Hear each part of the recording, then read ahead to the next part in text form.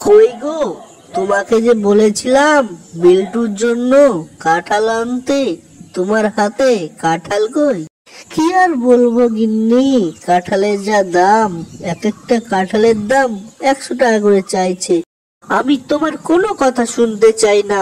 বিল্টু কাঁঠাল খাওয়ার জন্য খুবই কাঁদছে।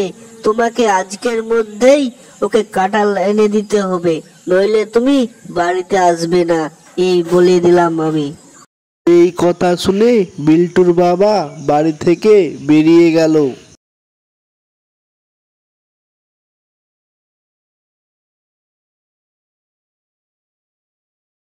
রণকান্ত, এত উদাসীন হয়ে যাচ্ছিস কোথায়? কি হয়েছে তো? আর বলেন না বাবু, আমি আপনার কাছেই আসছিলাম। আমি শুনেছি আপনার বাগানে অনেক কাঁঠাল গাছ আছে, তাই আপনার কাছে আমি একটা কাঁঠাল চাইতে এসেছি, পরে আপনাকে পয়সা দিয়ে দেব। না না রণকান্ত, আমি তোকে কাঁঠাল দিতে পারবো না। কাঁঠালের যা দাম, এক একটা কাঁঠালের দাম 100 থেকে 200 টাকা করে। তোকে আমি এত টাকা দামের কাঁঠাল কখনোই দিতে পারবো না। এমন করে বলবেন না বাবু। না, আমি কোনো মতেই তোকে কাঁঠাল দিতে পারবো না। অন্য জায়গায় যদি পাস তো নিগা, আমি তোকে কোনো মতেই কাঁঠাল দিতে পারবো না। এমন করে বলছেন বাবু? ঠিক আছে, আমার কথা মিলিয়ে নেবেন, আপনার কখনো ভালো হবে না, এই কথাটা মিলিয়ে নিয়েন।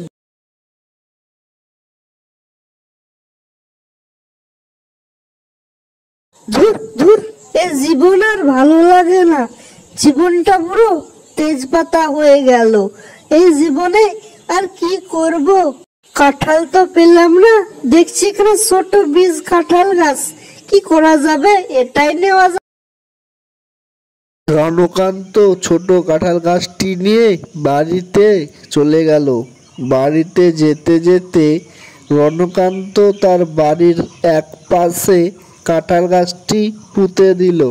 এইদিকে বিল্টু তার বাবার কাছে আসলো এবং তার বাবাকে বলতে লাগলো, আচ্ছা বাবা, আমি যে তোমাকে কাঁঠাল আনতে বলেছিলাম, আর তুমি কাঁঠাল না এনে এই ছোট্ট কাঁঠাল গাছ এনেছো।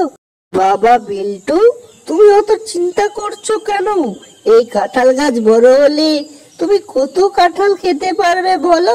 প্রতিদিন তুমি কাঁঠাল খেতে পারবে, তাই না?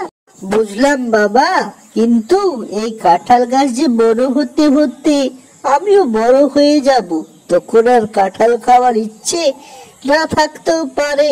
তাই বলছি, তুমি এই কাঁঠাল গাছ না লাগিয়ে আমাকে একটা কাঁঠাল এনে দাও, আমি মনের সুখে সেই কাঁঠালটি খাই। রণকান্ত যখন বাইরে বেরিয়ে এলো, সে দেখতে পেল তার ছোট্ট কাঁঠাল গাছটি অনেক বড় হয়ে গিয়েছে এবং অনেক কাঁঠাল ধরেছে। এত ছোট কাঁঠাল গাছটি আজকের মধ্যে এত বড় হলো কি করে, আর এত কাঁঠাল বা ধরলো কি করে? এটা তো আশ্চর্য ব্যাপার।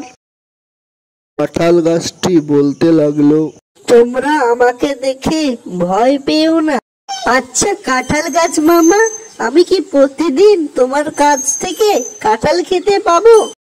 হ্যাঁ সোনা, তুমি প্রতিদিন আমার গাছ থেকে কাঁঠাল খেতে পারবে। কি আনন্দ, আমি এখন প্রতিদিন কাঁঠাল খেতে পাবো। এখন রণকান্তের ছেলে সেই কাঁঠাল গাছটি থেকে প্রতিদিন কাঁঠাল খায়।